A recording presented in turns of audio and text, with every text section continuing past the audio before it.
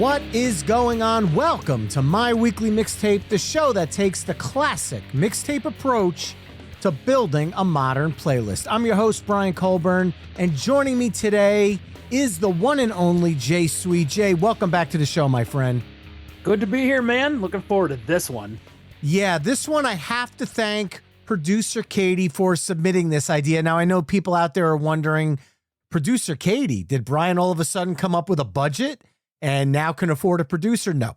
Producer Katie is also known as my wife, Katie, and she gets top priority as she should. So when she throws an episode suggestion my way, I am all ears. And this one is one that, Jay, you and I have actually talked about in the past about doing for season one. So when she brought it up, I thought it was a no-brainer that we dive into it, that being an 80s dance party episode. Oh, yeah. Yeah, this is my wheelhouse. So when we originally started talking about this, my thought immediately went to like when I was a DJ at the local roller skating rink, when I was in middle school and high school, because, that's what we did. And it's ladies' choice and backwards skate. And then, of course, into college, I ended up working at clubs and didn't stop for a while. For a little bit. That was a good time. Well, mine comes from, the 80s. This is when I was basically listening to radio, watching MTV, pretending to be a DJ on my mixtapes, going out to arcades. Like, this is my, I want to say, middle school through early high school years. So my college and an early adult life. Yeah, because I'm such a youngin' compared to you. I'm significantly older than you, 11 billion. In my board shorts. Exactly. I was going to say, did they make those in the 80s? They did, in fact. They didn't call them board shorts. Not where I was from, anyway, but... They were just called shorts? They were just called shorts. I mean, this is the 70s and the 80s. What are you going to do? Parachute pants, right? 80s fashion strikes again. Well, like I said, my wife threw this idea our way, and I figured what a perfect road to go down. Now, most other episodes, I am taking the ideas from you, the mixtapers. So if you have an idea for a My Weekly Mixtape episode that you want to hear, send it in to me. I am all ears and eyes. myweeklymixtape@gmail.com, at myweeklymixtape on all the social media haunts. You can also find me via the contact page at myweeklymixtape.com or by joining the mixtaper community at patreon.com/myweeklymixtape. Now, Jay, several of the mixtapers there chimed in with their 80s dance party must-haves, so it's time to show a little love to them. Ben from the Too Vague podcast chimed in with the Human League's Don't You Want Me. Philip Bergman chimed in with Michael Jackson's PYT, Pretty Young Thing, to kick it off. And then he said add some Dead or Alive after that, preferably Brand New Lover. Now, Seeker is also going with Dead or Alive, only he's going with a different song choice, one that he considers a guilty pleasure, You Spin Me Round Like a Record. Sure. Chad Lamassa, going the hip-hop route, chimed in with Young MC's Bust a Move. Sean Goff chimed in with Technotronic's Pump Up the Jam, saying, and I quote, I mean, come on, the title alone. And finally, Tom Hutchinson chimed in with Give It To Me Baby by Rick James, saying it gets him ready to party every time he hears it. So just as a reminder, you can join the Mixtaper community for free over at patreon.com/myweeklymixtape. All right, Mr. Sweet, it's up to you to get this 80s dance party started on the right foot. Okay. What 45 are you dropping the needle on first for us tonight? I want to say that Rick James is a solid selection. That post-disco funk, right? Yeah. Early 80s post-disco funk, that Super Freak. That's a unique sound. We had Parliament. We had that. My brain didn't go that way. I didn't have Rick on my list on this round. But what I am going to start off with is one of the most solid ways to kick off a mixtape ever. And that's going to be Shannon's Let the Music Play, 1983. I mean, the birth of freestyle dance can be traced back to this song. This was kind of the thing that started out. I'm going to get a little nerdy here. The Roland TR-808. Yep. So for those of you that don't know, the TR-808 is a Roland drum machine, and a lot of the dance songs you're familiar with utilize that. This one also uses the TB-303 bass. That's right. So the synth bass sound that you get in a lot of 80s dance songs all come courtesy of Roland. So thank you, Roland. Hell, not to go too deep right off the bat, but if you remember the hip-hop song, Call Me D-Nice, I'm the TR-808. So just call me D-Nice. That's right. A shout out to this. I got to say, man, when you think about some of the artists' names in the 80s, there's a kind of a gumption that goes along with it because a lot of artists said, we don't even need a last name. Prince, Madonna, Tiffany, Sade, Martika, and Shannon, they just said, who needs a last name? The music will speak for itself. And in this case, she kind of birthed a whole new sound of music. So I think she gets the right to use the solo name here. Yeah, listen, I'm not going to argue with if that's what, you do what your heart tells you, right? And her heart was telling her, you're going to write some proto freestyle music and you're going to use your first name only. And that's it. And it's going to rock. So let me set the scene for you. Obviously, before lasers and those fancy lights, we had those incandescent 25-watt light bulbs that were colored in the sticks in the ceiling, right? Yes. And you got the music that's pumping and the lights are kind of synchronized-ish to the beat.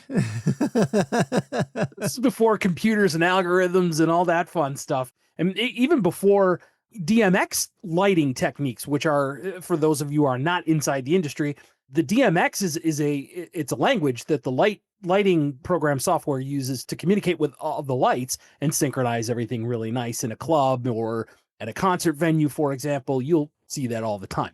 So this is the first major, I mean, you can go into from here, you can go into, without this, you don't get Breakin' 2, right? You don't get Electric Boogaloo. So this is the kind of the music that really started off that Euro dance. It kind of picked up where disco was, and it kind of made it a little bit more wild.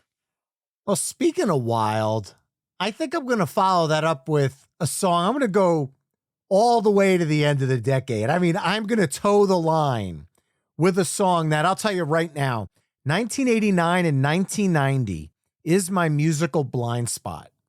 I don't know why, Jay. If you tell me an album was released in 1989 or 1990, I'll just say yes, because those 2 years to me completely blend together. And there are so many songs that if you said to me, this song came out in 1989 and belongs on an 80s playlist, I would agree with you. And you could say to me, this song came out in 1989, but it belongs on a 90s playlist.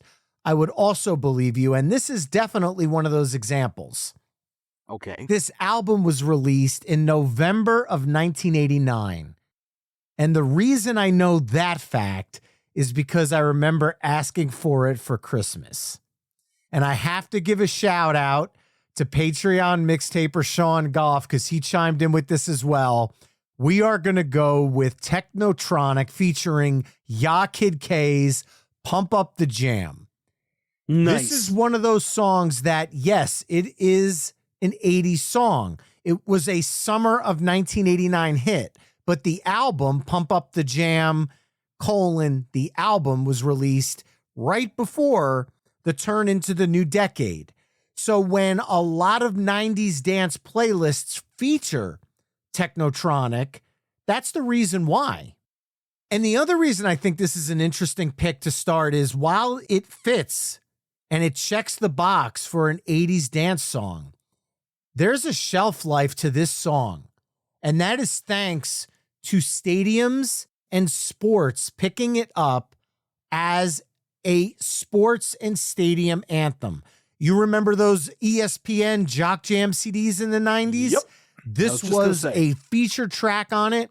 And I was playing this for my soon-to-be 17-year-old. And she goes, Dad, that song is played everywhere. And it is 35 plus years later. And it is still just as prominent.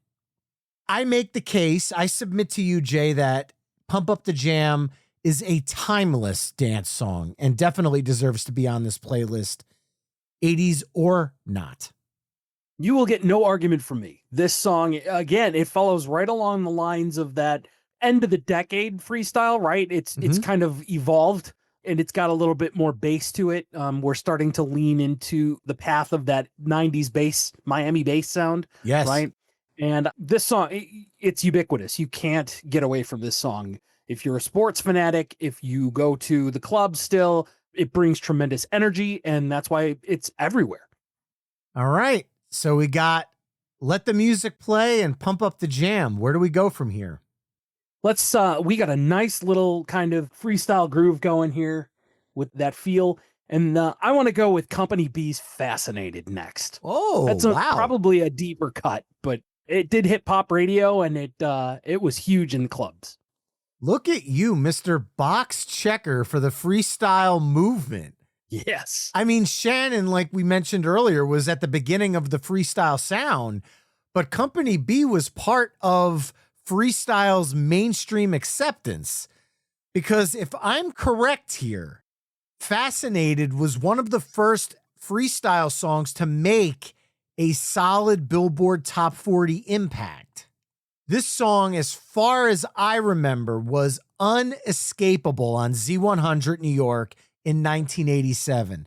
However, I have to go with the kind of maybe forgotten song, Jay, because like you said, I wonder if people are listening right now going, I don't know what the hell song he's talking about. Trust me, when you go to the episode page at myweeklymixtape.com and you click play on it, you're going to go, oh, yeah. How did I forget this song? It is an absolute banger. And I promise you, if you feel like you don't remember it, there's a good chance this one's going to clear some cobwebs, because I can think of a few times over the decades this song has come on and people have gone, oh my God, I completely forgot this one. It's one of those songs.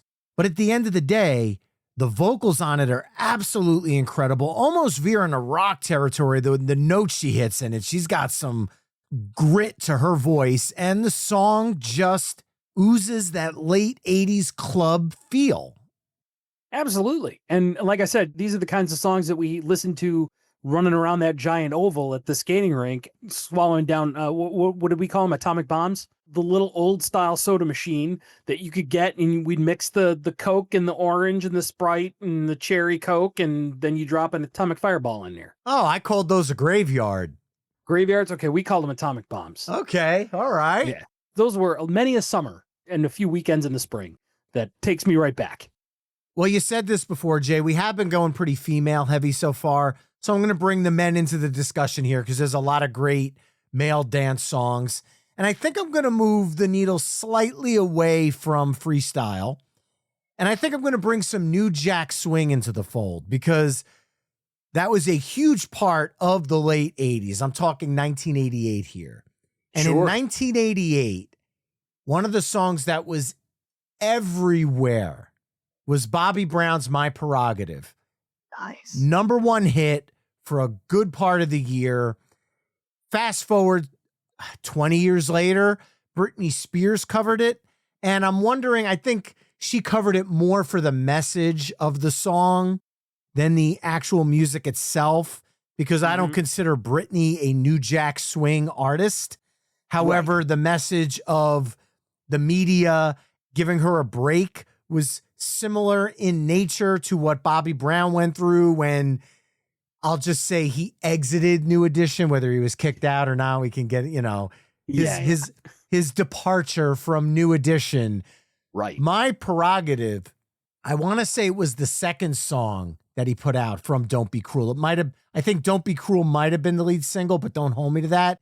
But this was the one that the album exploded, and you couldn't escape Bobby Brown. He solidified himself as a solo star with this song. Absolutely. And this is his, he had that little bit of a bad boy image to him, and that unfortunately plagued him for most of his career. But I'll tell you what, the man could perform and he could do a song, and it's infectious, and it's a great addition. It's a nice little middle of the pack run there. Yeah, that bass line to me reminds me in a way, not exactly, but it has elements of the Humpty Dance. where the Humpty dance is a do-re-do-re. You have the do-do-do-do-do. It's got that swing to it that we've kind of avoided for the first few songs. And I feel like this gives you kind of a chance to break off in any direction you want now. So it's not a complete freestyle mix. You know, like I said, my head kind of went here. So I'm kind of in that rut. Let me yank that right back in, because there's no dance party that would be complete without this song and the relevance that it has. Another one of those you can't escape it kind of songs. JJ Fad's Supersonic. Oh yeah. I mean, from the sporting venues all the way up to Fergie Ferg redoing the song after her exit from the Black Eyed Peas. And again, that's true freestyle right there, with the three females rapping over that beat and those instrumentations. Perfect.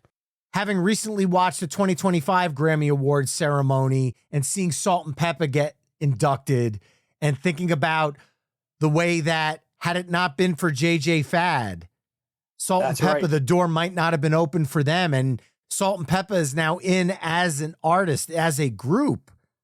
And JJ Fad kind of paved that way. And there's a reason why the Beastie Boys reference them in Too Many Rappers, and Eminem does a shout out in Rap God. Like, these are decades later. It all points back to this song. So Jay, you're really picking these monumental, these are historical tracks you're choosing so far in this mix. Wow, they're awesome to dance to as well. Of course. I tried to, like I said, my brain immediately went to all of the roller skating rink parties that I was part of and or hosted or whatever the case may be.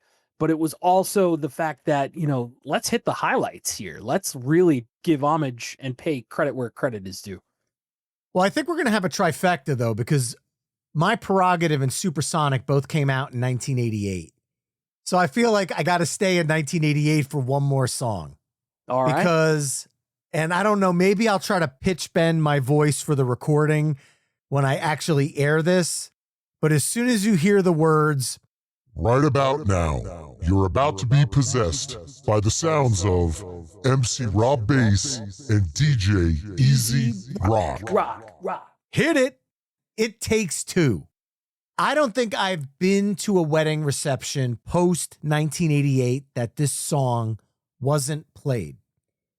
This song, as far as I'm concerned, is one of the greatest hip hop dance tracks of all time. There's a timeless energy to this song.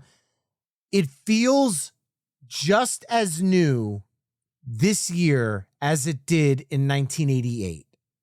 That is something that is so hard to pull off in music. And I'll say this, without picking on any of the songs we've talked about tonight, there are a few that you could say, yes, I pinpoint that to the 1980s. And I'm sure someone will make an argument that, It Takes Two is definitely an 80s vibe, but I don't know, man. You throw that into a 90s hip hop playlist, I don't think anybody's going to argue it. You throw it into a 2000s hip hop playlist, I don't think anybody's going to argue it. It's like a fine wine. It pairs well with any era of music. Absolutely. I do have a critique of the song, though. Something I've been mad about since 1988. All right. The beep in the song, the censorship. I like the whopper. Yes, there is no uncensored version anywhere. I hate the beep because even if you're in a dance club, the lays over the whole song. And in a lot of 90s, when cursing and radio edits became much more commonplace, they would reverse the word or do the vocal dip where the voice track just drops out. Having the beep sit on top of the entire song has always pissed me off. I don't know why. It's my only critique. Like, I don't get negative often, but damn it, Rob Bass, if you're listening, drop the uncensored version already. It's 2026 now. I think we can handle it. I don't know if the Big Mac can, but we can handle it. I don't remember. Does the album version has the censor too? Yes. Now, I should go on record and say there is a re-recording where he just drops out and doesn't say the word, but it's not the original track. The original album cut, I have looked for years because I hate it that much, and I have not been. Sure. I almost want to make one myself. That's wild. So maybe there was no intention to, I mean, the whole reason that these songs came out, and remember with the PMRC and that the way that the country still kind of laid into its puritanical roots a little bit, that very well may have played into it. But I seem to remember a few, like when I was in radio, when I started working in radio, we started doing those backmask it, right? You cut the tape and then you flip it around and then it's, it reverses the word. Yes. And it kept the beat and everything. I would have been fine with that censoring of the song. Sure. The beep over the track, even if you're at like a wedding, that beep, it's jarring.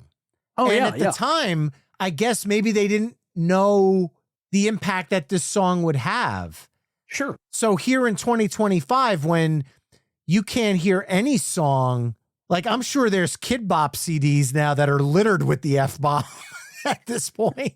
Well, didn't they just do a Sabrina Carpenter tune? I mean, that's insane. We sound like we're old men yelling at a cloud right now, but damn it, yes. Rob Bass, take the beep out of the song. But besides that point, a timeless dance hip hop classic, hands down, full stop. Here's something, we've gone on to a tangent about this, but it's worth the conversation. When Digital Underground's Humpty Dance came out, on MTV, didn't they bleep Burger King?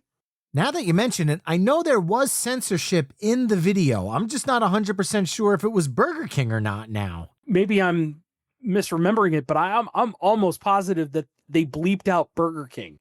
I once got busy in a beep beep bathroom. Of all things, right? You would think Burger King would like the publicity, right? It was a free promo. No, I seem to remember, I'd have to look it up, but might have been in the single version too. I don't know. I'd have to go back to Syracuse in circa 1990 and find WNTQ playing the song. But yeah, it's a great pick. It really is. Like you said, tying it all back in and putting the train back on the track here. It's a transcendent song. It goes with every genre because a good dance song is a good dance song. So how are you going to follow that up though? Because that is a barn burner of a track. It sure is, Brian. Let's stay in the pop radio side of things. Let's talk about another female trio. Wonderful vocals, great harmonies, and some real high energy. And I'm talking about Exposé. Oh. And the song is Point of No Return. Nice. Oh. I honestly thought you were, when you were starting to lead into it, I was thinking Bananarama for some reason, but. Well, that would work too. No, but yeah, this is another one. I discovered this group through my sister, who was 18 months younger than me. So she was into all of that while I was into new wave and different songs.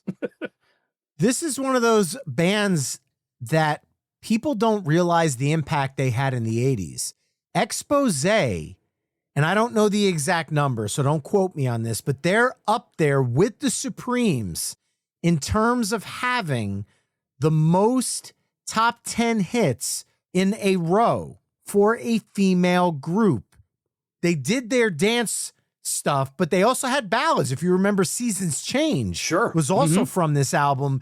They were unstoppable in 1987. This album, I knew so many people that had it on record and cassette. And then I remember when my friends started getting CD players in the late 80s, early 90s, they re-released Exposé's Exposure on CD, and it kind of had not a resurgence, but people went out and got it because they had to hear it on the new sound.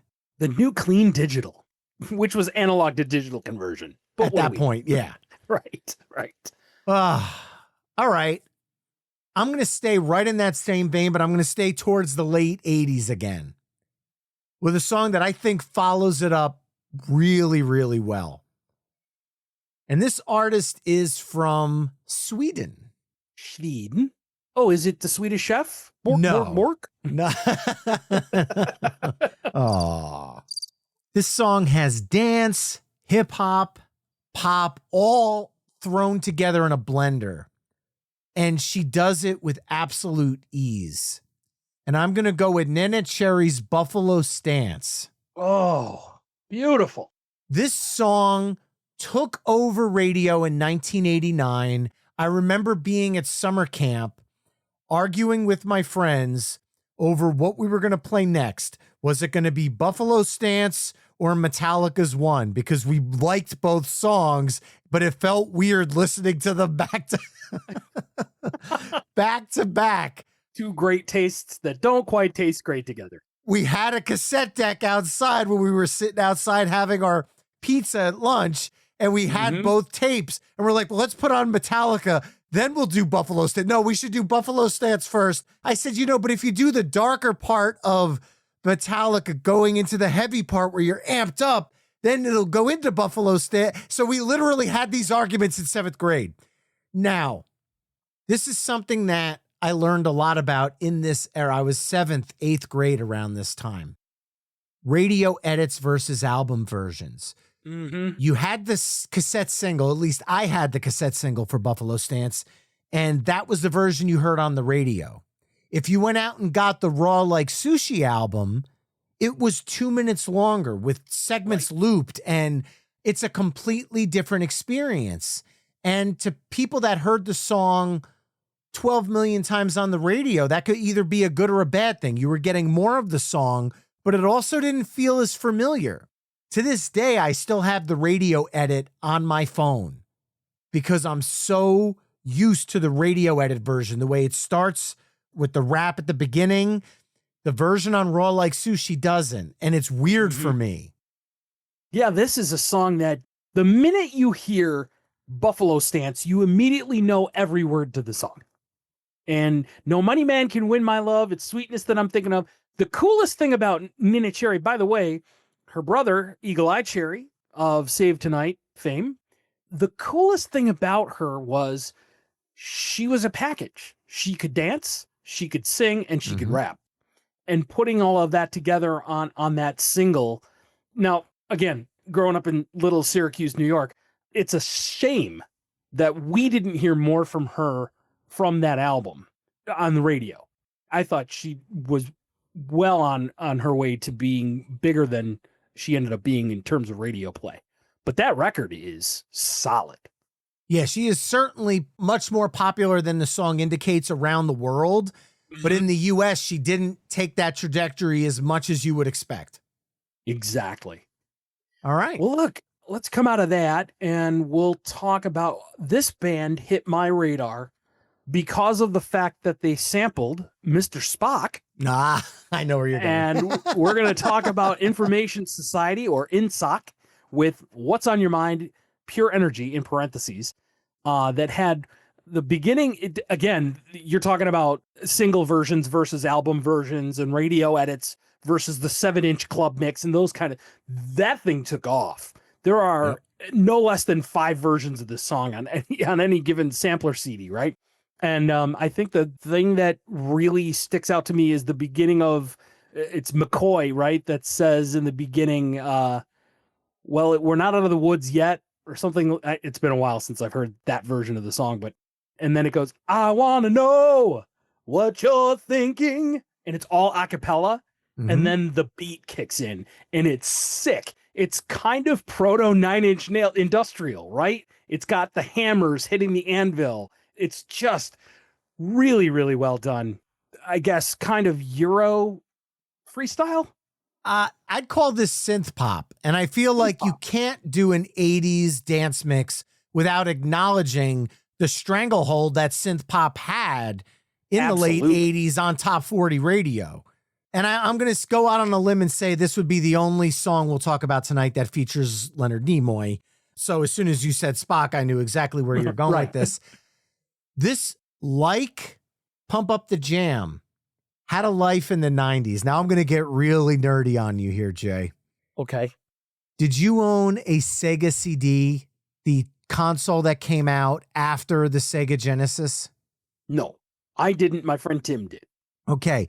If you got a Sega CD, it came with a sampler disc. and it was a CDG sampler. So that's CD and graphics, similar to the karaoke graphics you'd see on an 90s or 2000s karaoke screen. And one of the songs on the sampler disc was Information Society's What's on Your Mind, Pure Energy. I'm going to look this up. I am sure there's a version of it living somewhere on YouTube. And if I find it, I'm going to embed it on the episode page at myweeklymixtape.com. CD and G was a very strange phenomenon. I had a copy of Jimi Hendrix's Smash Hits that also had the CDG treatment. And it was a situation where you put one of these CDGs into a Sega CD player only to be treated to this very Nintendo 4-bit, which is actually less than the Nintendo Entertainment System, but I think it was a total palette of 16 color graphical cartoon that played as the CD music was playing. So it was synced up in time. Sometimes there was lyrics. Sometimes it was just these strange psychedelic graphics. That was more the Jimi Hendrix. I think the theme of the Information Society version had the lyrics going across the bottom of the screen with some animation going on top. It was, man, at the time, it was mind-blowing. However, when you compare it to a PlayStation 5, right? I mean, it basically was like beep, boop, beep, boop, beep, boop in terms of graphics. But at the time, it was mind-blowing. It was absolutely mind-blowing. And every time I hear this song, I remember seeing that on screen for the first time on my Sega CD and having my mind blown in the 90s. So it kind of lived in 2 decades for me.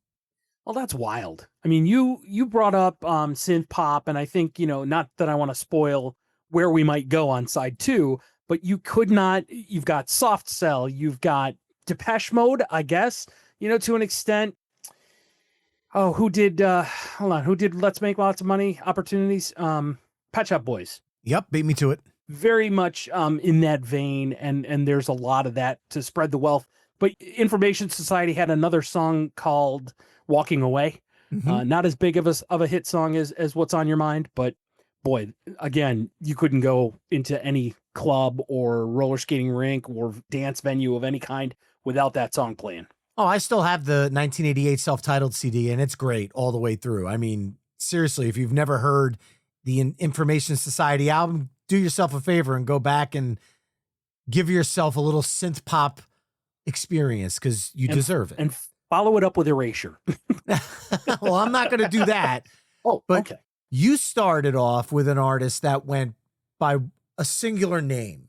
So to close out side A, I'm going to go with an artist that could be a singular name. And I'm sure some would argue should be. Isn't, but the album title is. And as soon as I say the album title, you're going to know who I'm talking about, and you're going to know exactly what song I'm about to drop to close out side A. From 1987's Whitney. Ooh. Whitney Houston, I Want to Dance with Somebody. Nice. Pop anthem. You cannot talk 80s dance and not include Whitney. One of the greatest singers of all time in the R&B pop space. I don't think there's a lot of people that would argue that she deserves to be in the female vocalist pantheon of singers. Maybe there are people that would argue that, but I'd be on Team Whitney for this one. We had Bobby Brown earlier, her husband. I don't even want to get into the later years with the reality TV nonsense. This is focused solely on the music. This song, undeniable. Every wedding you go to, it's played.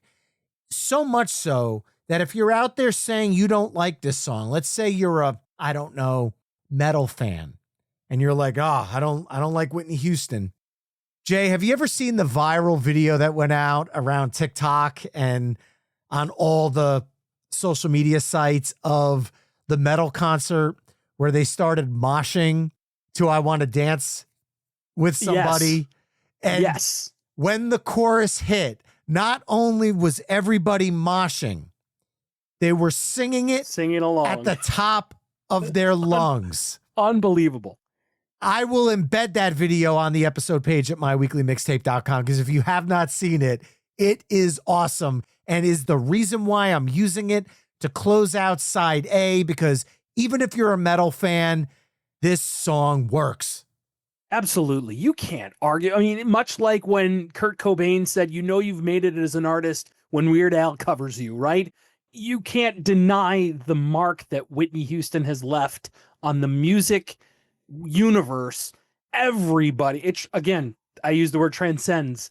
She's everywhere. Everyone knows that song. Everyone knows now it's the newest TikTok trend where they're doing the I Will Always Love You challenge where you're supposed to hit the beat, when she does it. It's bananas. But we're talking about 30 years, 40 years later, and it's still an enormous song. We talked about how Information Society was synth pop. This song is more pop synth, right? But it's still got that flavor to it. And it's a great dance song no matter how you slice it. Well, there you go, folks. Side A of the ultimate 80s dance party, which kicked off with Shannon's Let the Music Play, followed up by Technotronic featuring Ya Kid K's Pump Up the Jam, Company B's Fascinated, Bobby Brown's My Prerogative, JJ Fad's Supersonic, Rob Bass and DJ Easy Rock's It Takes Two, Exposé's Point of No Return, Neneh Cherry's Buffalo Stance, Information Society's What's on Your Mind, Pure Energy, and Whitney Houston's I Want to Dance with Somebody. Head over to myweeklymixtape.com to hear all the songs we've discussed in this mix through the playlist embedded on the episode page. And now, Jay, I'm going to kick off side B of our 20-song 80s dance party playlist. And on side A, you brought up JJ Fad's Supersonic, and I said that song helped pave the way. And maybe because it's still fresh on my mind from their Rock and Roll Hall of Fame induction, I feel like to kick off side B, we have to give some love to Salt-N-Pepa's Push It. Yes. This song is an 80s dance anthem, 1986's Hot, Cool, and Vicious. DJ Spinderella she said it herself. She is the first female DJ to be inducted into the Rock and Roll Hall of Fame. Now, I know there's somebody out there that's listening that's thinking Salt-N-Pepa aren't rock and roll. And I'm here to challenge that in every aspect of the argument. Rock and roll is not always a sound. I feel that rock and roll is a state of mind and a state of being. It is the entire package. And Salt-N-Pepa are that. They were trailblazers, trendsetters, influencers before there was a such thing on social media. And they put out one of the most infectious dance songs of the 80s and then followed it up in the 90s by staying just as relevant with the changing tides of dance music. Shoop, What a Man with En Vogue. Let's talk about sex. They knew how to follow the trends of music and stay ahead of the game. They deserve to be on this playlist, and they deserve to kick off side B. I cannot agree with you more. It's just not metaphysically possible. We have to go back and you look at what rock and roll was to all of you. And again, I don't want to belabor the point, but it's to anybody who thinks that rock and roll does not encompass R&B and hip hop. Look, rock and roll was a counterculture, and then it splintered into, you had doo-wop and you had R&B and you had soul, and then it splintered further, and all of those genres are counterculture to an extent. So they absolutely belong in the Hall of Fame. Although I will say there's a lot of bands that I feel like still need to get their just due, but that's another conversation for another time, Jay. Yeah, definitely. All right. You can't put a dance mix, party mix out without including this guy who kind of closed out the 80s in terms of high energy and great rap. And I believe that Chad LaMassa chimed in with this gentleman, and that's Young MC with Bust a Move. Yes. I love it. I liked Principal's Office, by the way, was his follow-up hit. And it was a little bit one of those parents don't understand kind of songs. But Bust a Move has got some infectious energy. And both of those songs, fun fact, feature the one and only Flea from the Red Hot Chili Peppers on bass. Well, I learned something today. You didn't know that? I did not. Oh, well, this is what you get when you sit there and you open up the J cards as you're listening to the tape over and over and over again. I had known at the time Mother's Milk from the Red Hot Chili Peppers, but that was it. So I'm like, oh, this guy Flea, who I also read was in the Red Hot Chili Peppers, plays bass on this song. Flea was everywhere. Alanis Morissette's You Ought to Know. Yeah, yeah. I mean, if you're going to put a funky ass bass line on your track, why not? He was also Needles in the Back to the Future series. That he was. And this was a song, believe it or not, both Bust a Move and Principal's Office that, as far as I'm concerned, in my personal life were intergenerational. And I say that because my father friggin' loved Stone Cold rhyming. From I Come Off, Principal's Office, Bust a Move, Fastest Rhyme. My dad loved this tape. I played it all the time. And when I would make him mixtapes, because he worked on the road, so he was in his car all the time, he'd be like, hey, throw Principal's Office on it for me, or throw Bust a Move on it for me, or I Come Off. Because this was getting to the point where I was starting to splinter from what my parents listened to. But there were certain albums around this time. Aerosmith's Pump was another one where my father and I connected. And it was like a generational cross of music. Nirvana all the way up through Heart-Shaped Box. There was still that cross.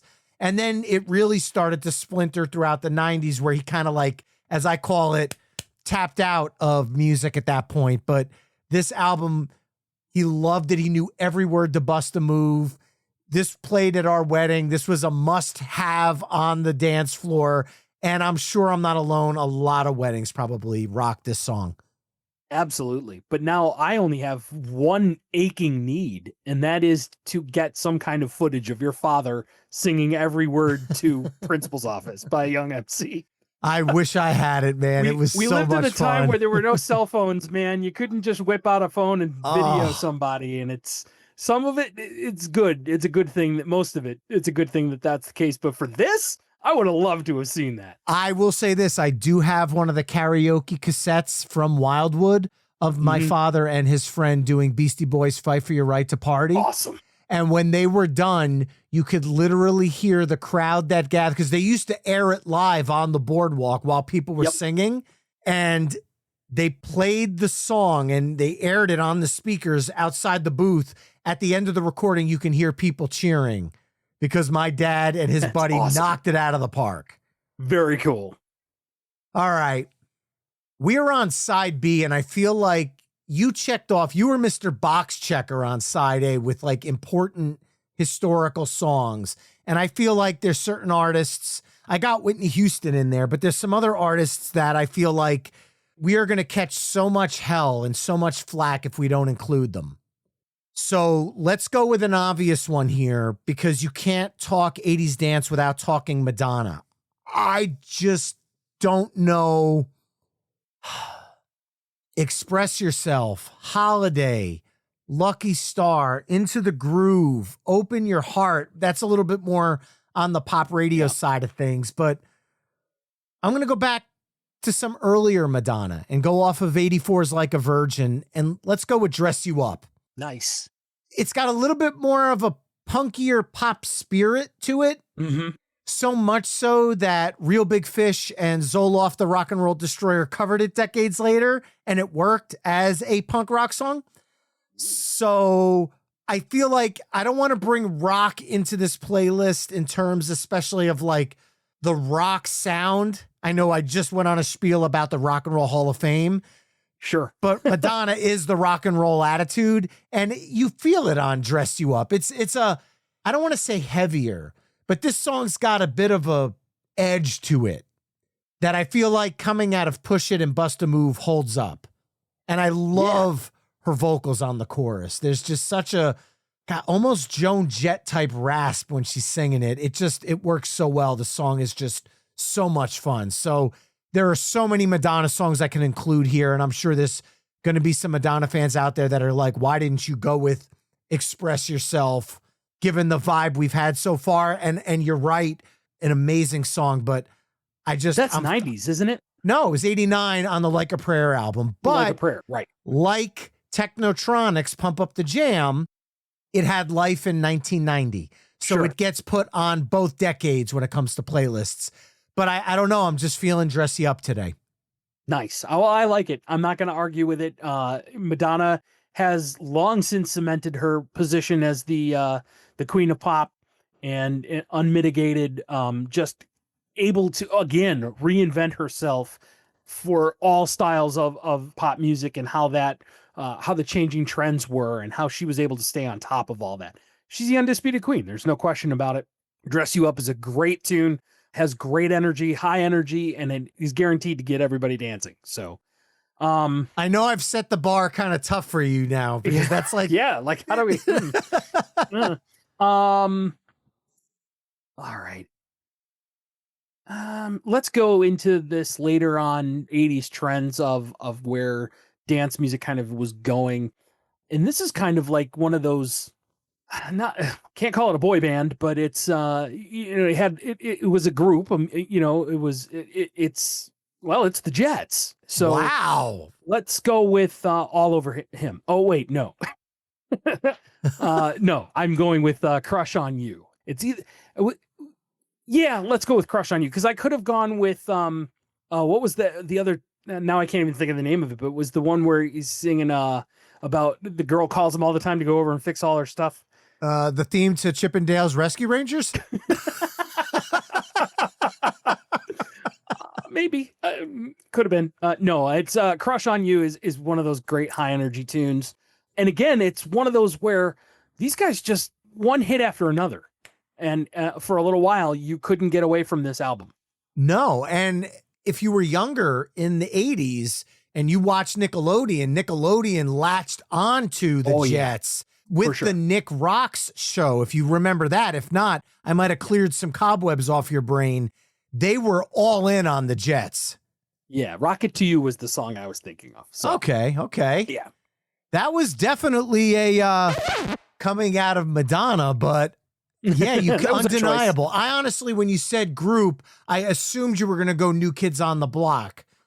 But then when you said a mixed group, I knew that wasn't the case. I could easily make a case following up the Jets' Crush on You with You Got the Right Stuff, but I know I can't do that dance. I can't either. I can't do any dance. Let's just be honest. I think the reason my wife picked this is because she knows how terrible of a dancer I am. But I also have artists that I'm like, if we don't get to them, I got to be obvious here, dude.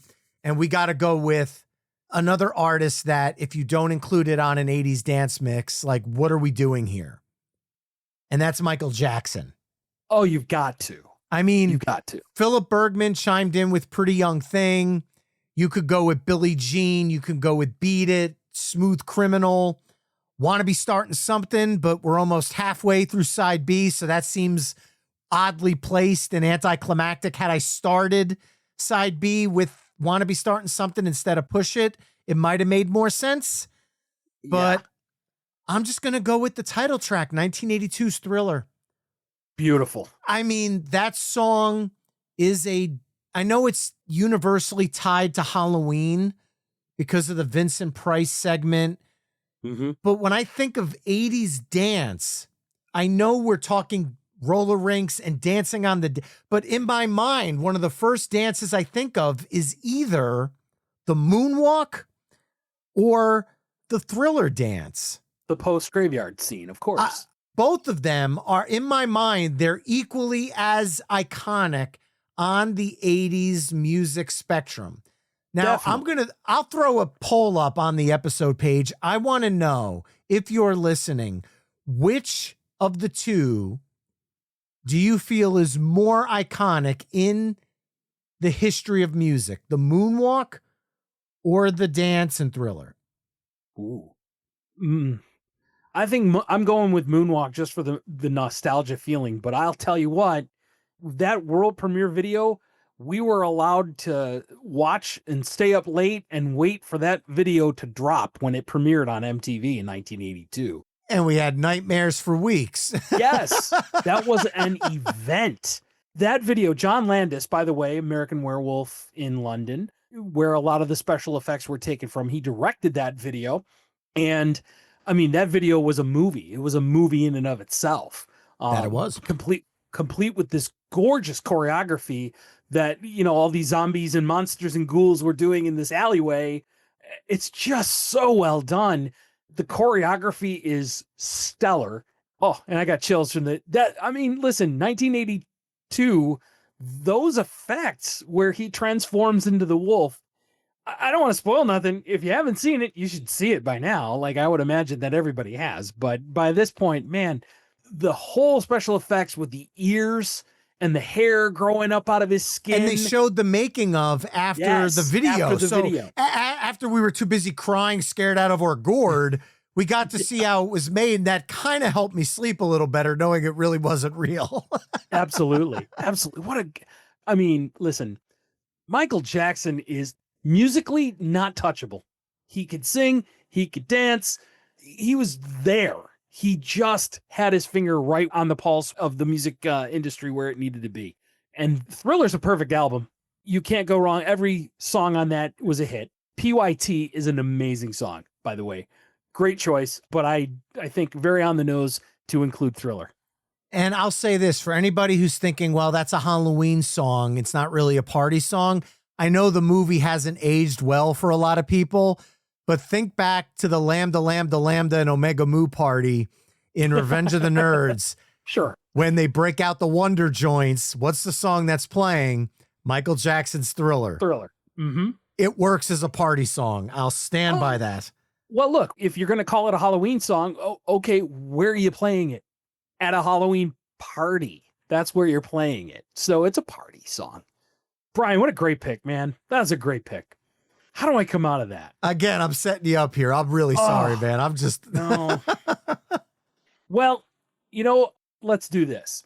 We went through Thriller, and Thriller is a wild song with a wild video. Let's stay in the pop dance version of this mixtape, and I'm going to go with Escape Club's Wild Wild West. Oh, yes! That's a fantastic song. That it is. My old cover band used to play it. Such a fun... I loved when that came up, because that bass line... Because the drums start and you really don't know what it is. But then when you hit that doom, doom, doom, doom, yep. doom, doom, doom, people would go absolutely nuts. And it's, again, one of those radio edit album version, two completely different experiences. Because 100%. The whole reggae sequence is doubled on the album. So I have both versions on my playlist. Depends on what mood I'm in. Such a great song. And another one of those... I think I picked it up first on a compilation CD, the Pop 88, whatever it was, Pop 80s. It had a bottle cap as the picture of the CD liner. It was really, really cool to kind of have that. And that song is, Escape Club is another one of those groups that I think they kind of suffered with the change of the times a little bit. They did have a great ballad in 1991 or 92 called I'll Be There. And that's a great song. It's a longer one. I think it's over 5 minutes, but it's a great song. And their lead singer is fantastic. Oh, they also had Shake for the Chic was a great follow-up to Wild Wild West. Yeah, the whole album is great. Yep, absolutely. All right, your turn. All right. I've got other artists that I need to include, or else it's just... This one's tough, though, because this can lean me very easily into rock, because I mean, as far as I'm concerned, I did the episode back around Thanksgiving about my father, and I talked about how I would get up and go crazy to Let's Go Crazy from Purple Rain. And part of me wants to go there because we're thinking Prince, and Prince, you can't have a dance playlist, but the guitar solo at the end really does take it a little bit more rock leaning. And I want to highlight the dancier side of Prince. And I think the only way to do that is to say $15, little man, and go with Morris Day and the Mother in Time and Jungle Love. Speaking of which, this episode should have had a third guest. However, you were too busy taking selfies with Silent Bob, recreating your own Jay. Hey, look, it's the new Jay and Silent Bob Jay here. and Silent Bob, that's right. Dude, and I'm going to put them on the episode page at myweeklymixtape.com so everybody can see them. But come on, man. Wow. Oh, You got to meet Kevin Smith, which is absolutely awesome. But the Times Jungle Love following up Wild Wild West, just musically, it feels good. it works. It works a lot. So I missed Muse. They were both here for Chronic Con in Chicago. And they both came into the station to do an interview to promote the show, to promote the convention. And I think Muse was feeling a little tired and he had left to kind of go back to the hotel room.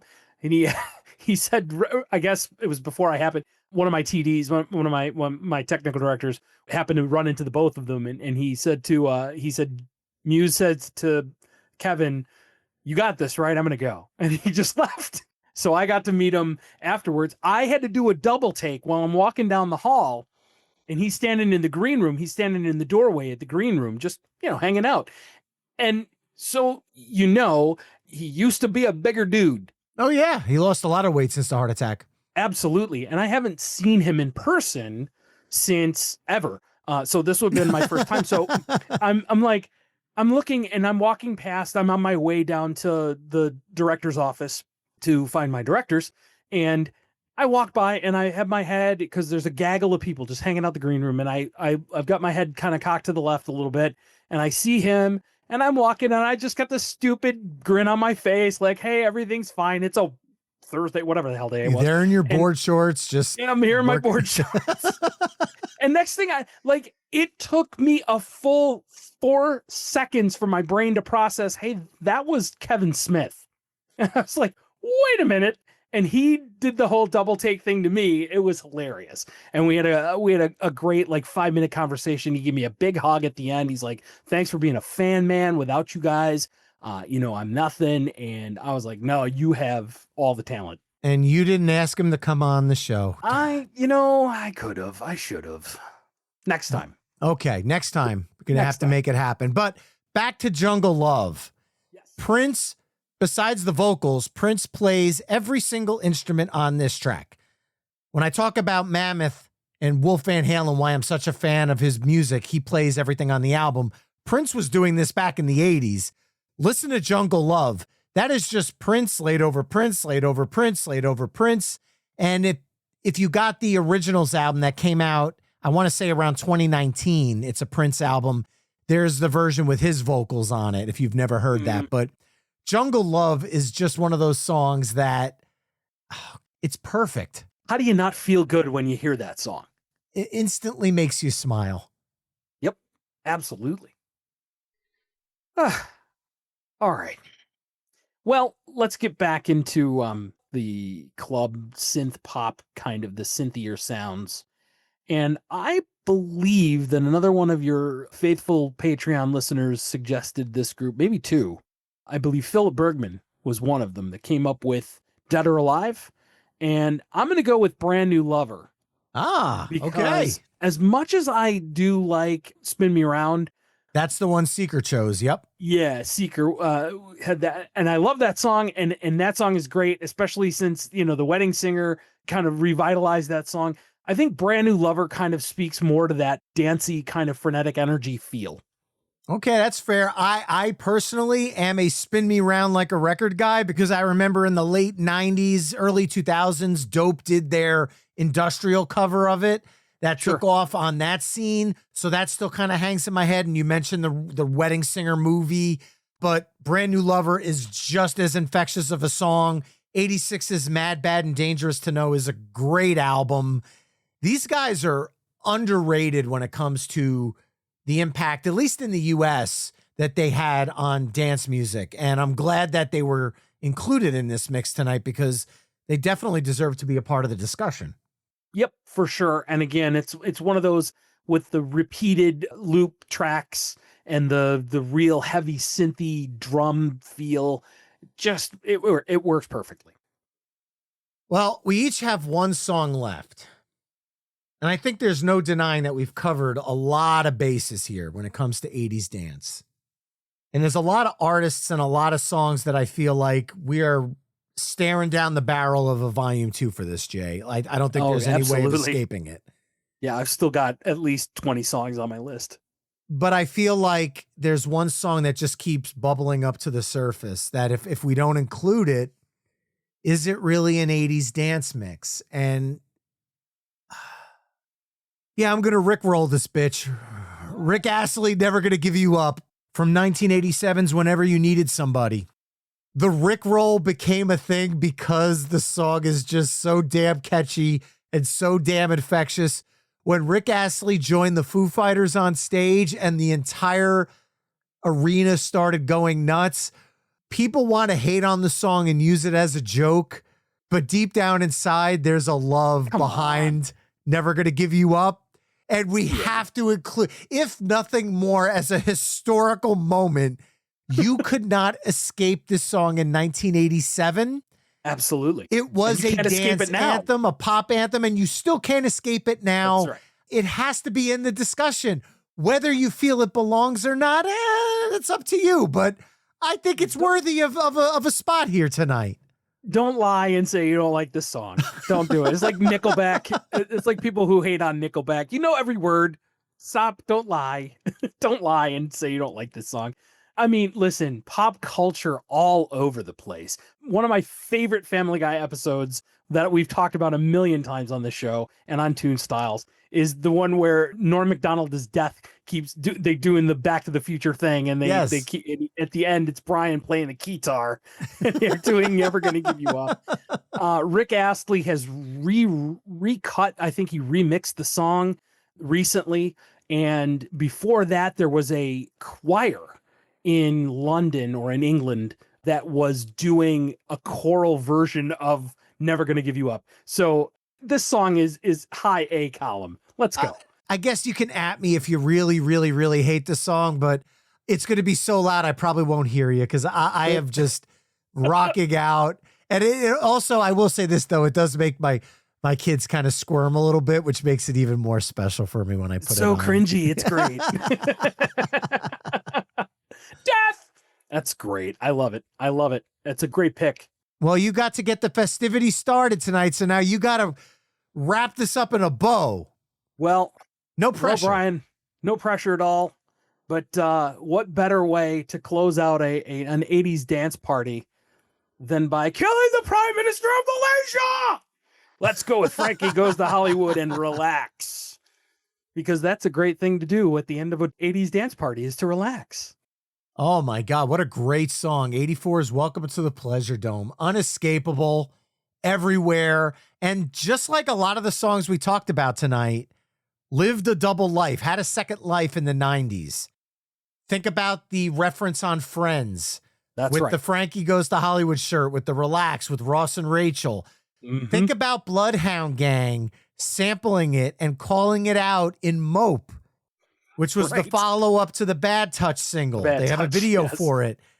This song has taken on a life of its own over and over again, similar to Rick Astley's Never Gonna Give You Up. And, oh yeah, it's just so much fun. And this is a song that I think you can pinpoint to the 80s, but in all the best ways. Yeah, you've got that slamming synth bass solo, just high energy, and questionable lyrical content. Okay. Sure. Yes, for the time, sure. For now, absolutely. No, not so much. But yeah, I think this is the perfect close.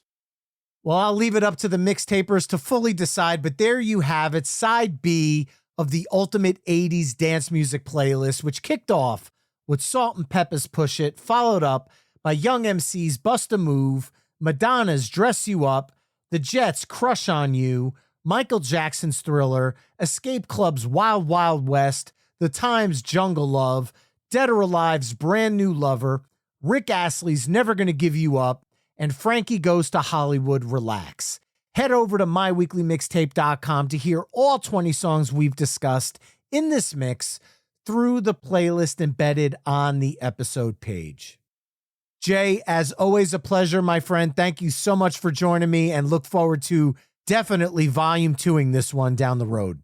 Yeah, man. Name the time and the place. We'll be there. And to those listening, if you have a topic you want to submit for a future My Weekly Mixtape episode, email me, myweeklymixtape@gmail.com. You can also find me at My Weekly Mixtape on all the social media haunts. You can use the contact page at myweeklymixtape.com or join the Mixtaper community at patreon.com/My Weekly Mixtape. It's free to join, and there's other tiers available if you want to load up on some extra stuff.